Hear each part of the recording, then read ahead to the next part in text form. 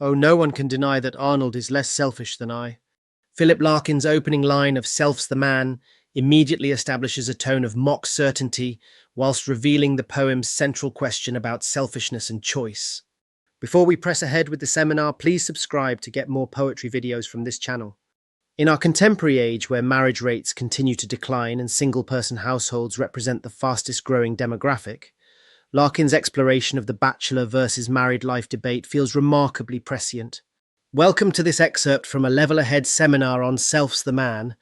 We will provide an overview of the poem, full analysis of stanza 1, an exploration of one of the key themes, and a glimpse at some possible extra reading.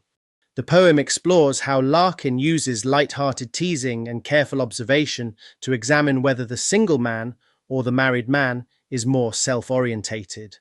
Does Larkin present marriage as an inevitable social duty that constrains authentic selfhood, or does he reveal that both single and married life involve equal measures of selfishness and self-deception? Self's the Man operates as a carefully structured argument poem in which Larkin initially appears to criticize his own bachelor status by comparing himself unfavorably to his married colleague Arnold.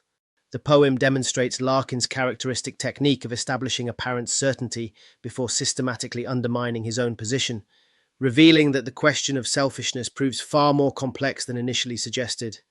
The poem employs what I have described as a light-hearted tone established through both the narrative voice and the variation of rhythm.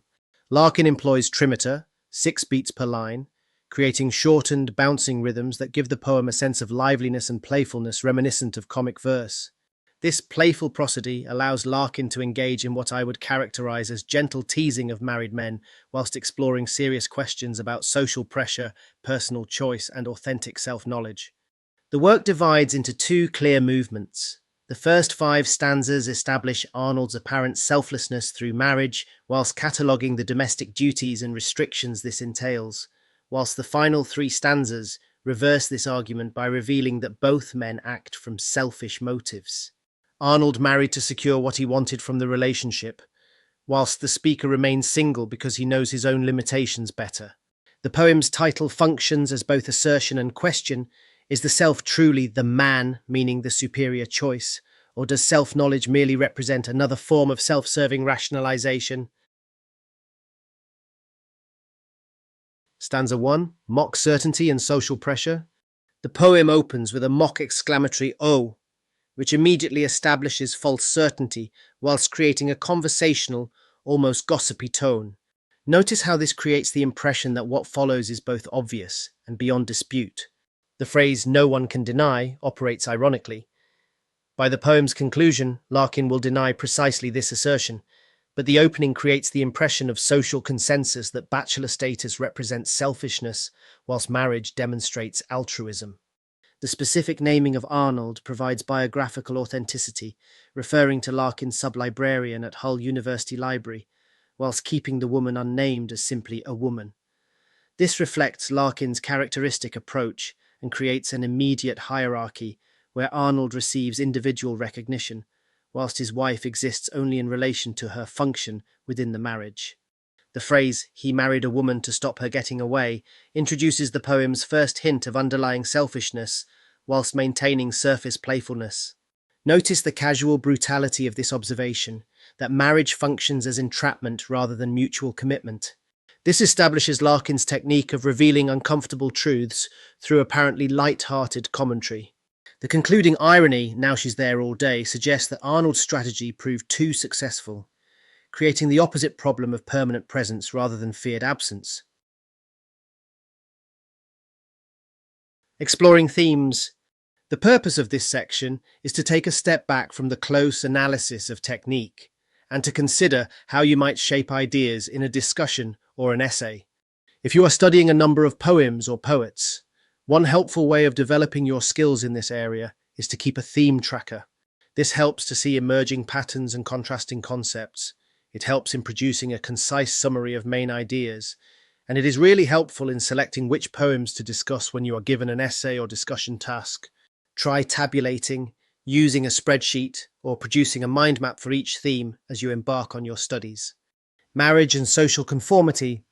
One of the key themes in this poem is the tension between social conformity and individual autonomy. Larkin explores how social expectations create pressure to marry, whilst revealing that both conformity and resistance involve selfish motivations. Ask yourself, how does Larkin present marriage as both social duty and personal choice? Here are some ideas. Social expectations create pressure to marry as evidence of maturity and moral development. Marriage promises fulfillment whilst delivering constraint and domestic obligation. Both conformity and resistance to marriage involve selfish motivations rather than moral virtue. Individual decisions reflect personal psychology rather than adherence to social imperatives. The poem questions whether authentic choice exists within frameworks that define normality and deviance. Both married and single people justify their choices through self-serving narratives.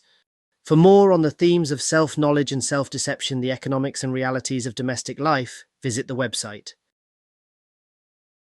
There are a range of teaching and learning activities available on the website. Just take a look at the books section for each poem, or on the Downloads tab. The activities include creative approaches, suggested essay titles, as well as a range of interactive and active learning ideas and resources for the classroom. We hope that this video has been helpful in supporting your studies of this poem. On screen are a list of some of the critical sources mentioned in the video, along with other suggestions for further exploration. For full access to the seminar and many other features, visit the website. Thank you for listening and good luck in your studies or your preparation.